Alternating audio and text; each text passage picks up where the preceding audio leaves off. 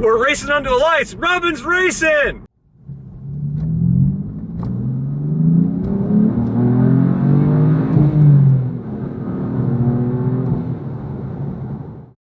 Well, hey y'all, welcome back to Doug's Cars.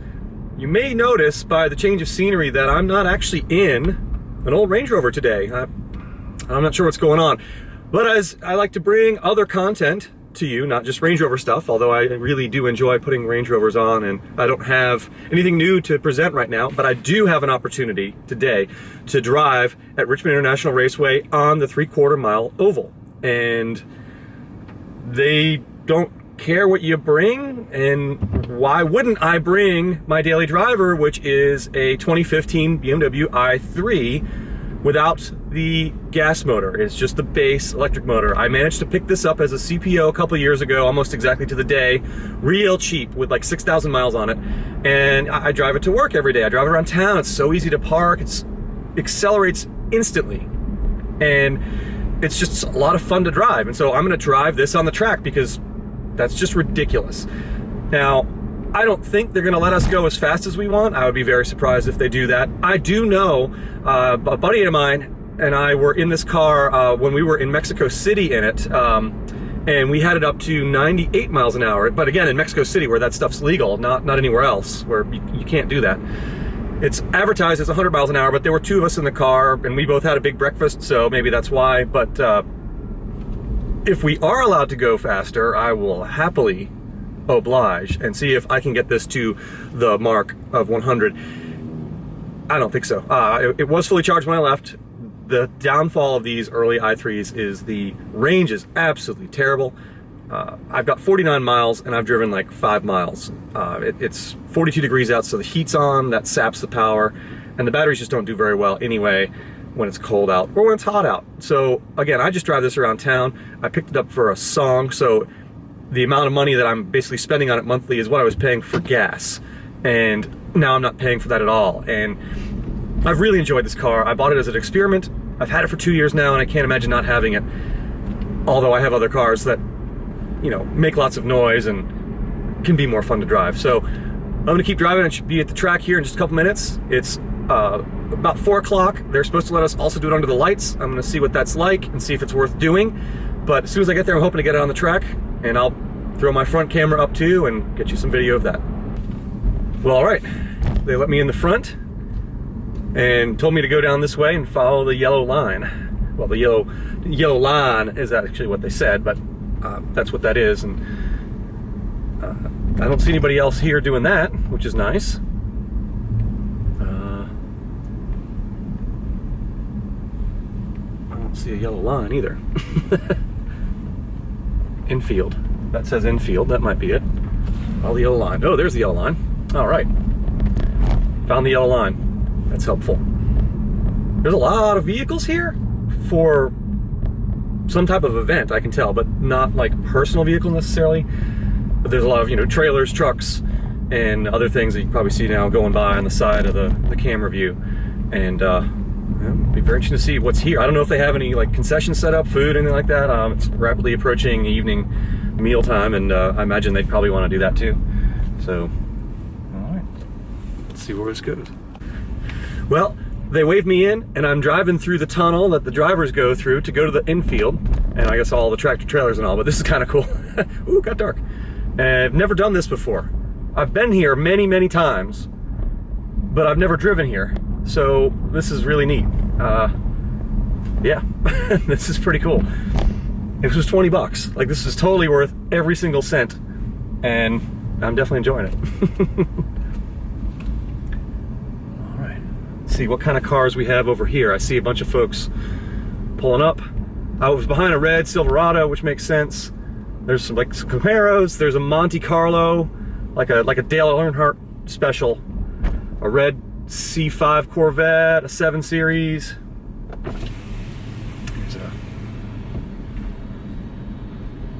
How's it going? How you doing? All right. First one of these I've seen all day. I'm excited. Yeah, I was like, I have other cars. Like, I gotta bring this. This is the best thing to bring to the track because it's so ridiculous. But yeah, it's electric, right? Yeah, totally. Pickup Yeah. is just Oh, it's instant. automatic. Yeah, instant. It doesn't have top speed, Yeah, but instant takeoff. Yeah. So So just for the track laps, correct? Yes. Not working? Correct. Yeah, you can go right behind the truck. The red Chevy? All right. Don't make them look too bad, okay? Okay.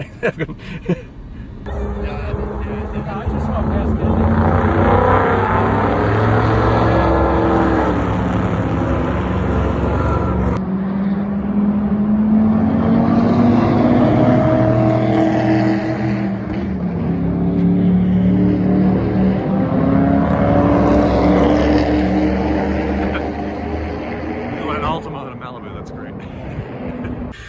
Well, this is turning out to be pretty interesting. The guy in front of me and his kids had come a couple years back in his dad's Porsche, and he said the pace car led them around at about 80, but then subsequently they got to go pretty much as fast as they wanted.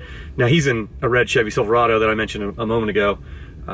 They've started to let some people go. There's some really cool stuff here. There's a dude here with like an 89 Chevy long bed with firewood in the back strapped down. I'm so glad I'm not behind him. You might be able to hear some vehicles go by that are a lot louder than mine, but this is going to be interesting. Hopefully the next scene you see will be me entering the track for the first time ever. I've come here way more than a dozen times for events. But NASCAR usually, you know, Grand National and Winston Cup, whatever they call it now. I can't keep track of that stuff, but that's what I'd always think of them as. And then, you know, they've had Indy races here too, and they're having one again, I believe, here in the spring, which would be nice. But to actually be on the track that I've sat next to for the last 20 some years will be pretty cool. Oh, they're starting to come around, but this is the group with the truck full of wood, and that's what I'm waiting to come around. I bet he's going to be at the end. Oh, that sounds good. This is the Avalon. Sport track. There's the wood truck. Oh, look at the CB antenna. So I'm behind a late model Silverado, a Kia hatchback, a 7 Series, fairly late model, but not an F Series, 7 Series, and a Z06 C5, which is going to sound fantastic, I'm sure. The sun is right in our faces, and there is a Nissan Rogue behind me. And looks like an E46. Oh, and the folks I was talking to, cool, they made it out on my round. They are in a Volvo V70, whatever, station wagon. Here we go. This is hilarious. I'm just sticking behind the Silverado. This thing, as I said, has a top speed of like 99 miles an hour under the best conditions. So I'm going 42 right now behind him. This is also more on the bankings. Oh man, what a blast. 49, 51. It's windy out today too, so that's not helping things. There's the finish line, nice. Could do some donuts right there. Oh boy. This is the best 20 bucks I've spent in a long time, I can tell you that much. 55, 56. And the traction control is coming on. That's hilarious. Why is that? It must be because of the banking. It doesn't like it. And I can go on the straight, but the traction control was coming on the... That's hilarious. Why was the traction control coming on? How is this thing getting squirrely at 50 miles an hour? That's hilarious. What? All right, there's 70, 75. I'll go ahead and slow down some now because the guy in front of me is. And he's got his little kids with him in his Silverado, so I'm not trying to do anything crazy with him up there. I don't even know what lap I'm on. You could probably count along better than I can. I'm too busy doing this and trying not to do anything stupid, but...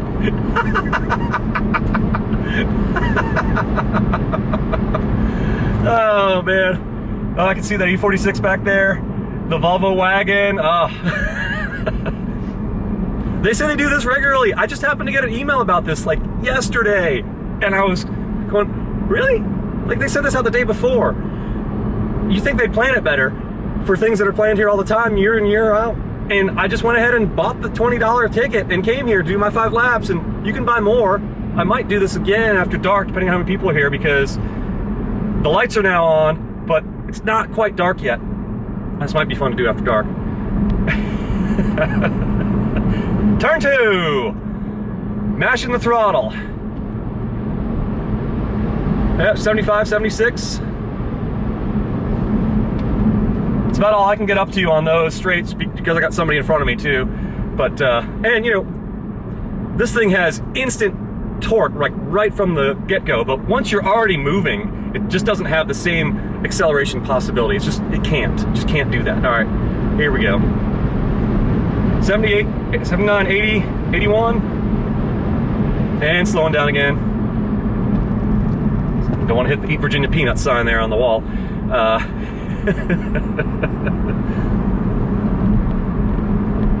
Let's see, I'm coming 55 out of this corner. Oh, looks like we're slowing down and going in, so that must have been the last lap. It is tough to race here in the sun, I will say that. I know they do a lot of night racing here, but man, you know, late autumn, whatever, I guess we are, early autumn, with that sun coming right at you over the berm, that's tough. Well, those were the 5 laps. I'm gonna see how many people over there. I might have to go buy 5 more laps to do after dark. That could be fun. I've got 44 miles left on the car, so that should be enough to do another 5 laps and drive home and have enough to left over to make it. So, all right, we're going back into, I guess, the paddock. Well, y'all, here's try number 2. Sorry, it's cold out. My lips are frozen, but we've been standing outside talking cars for the last hour waiting for our next line here, and it's fully dark now. I'm behind the 7 Series I was behind earlier, and these Camaros just went out. They were amazing. There was this awesome 80s Monty that was like a straight line drag car. It just sounded fantastic, and there was a Viper out that just was sounding so good, and here I am making absolutely no noise, but man, this is fun. So we're going on again. I guess I'm not taking tickets this time. Don't need that then. Here we go. Pace car's going out on the track. I've got 41 miles left, and I'm about to turn the heated seats on because I'm freezing. Woo. Here we go, here we go.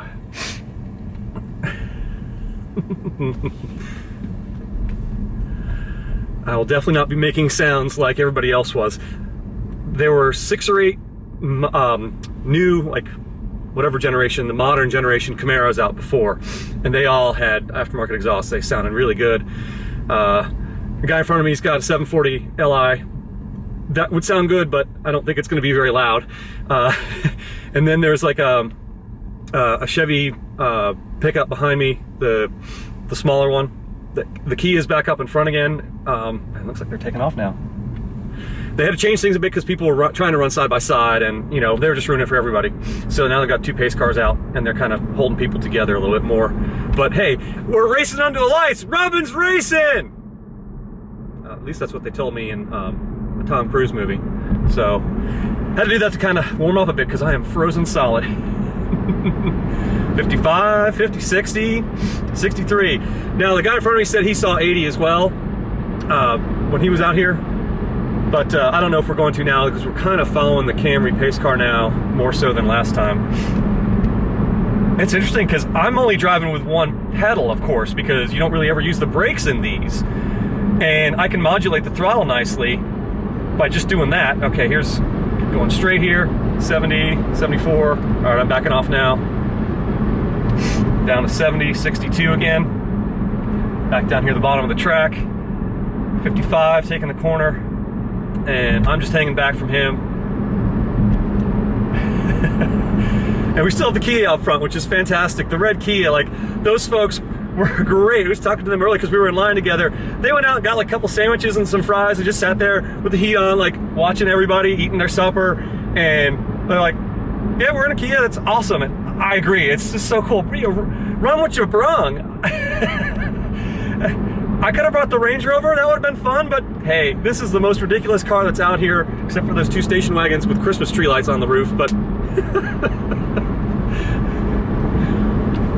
what a fun. Into the corner. Man, these seats could use some bolstering. I'm really entering the corners at like 55 miles an hour, coming in here behind the Toyota Camry pace car, which is probably, you know, set for us. Obviously, all of us, these cars out here could do more than that, but, and then getting up to, let's see, can I get to 80? There's 80. And slowing down again. So I did get to 80 again. Nice.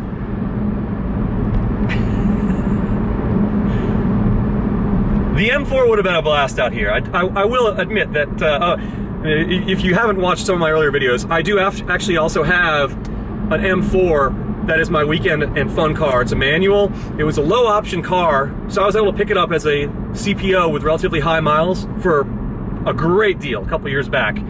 And it's a lot of fun. It doesn't get a whole lot of use because I drive this a whole lot.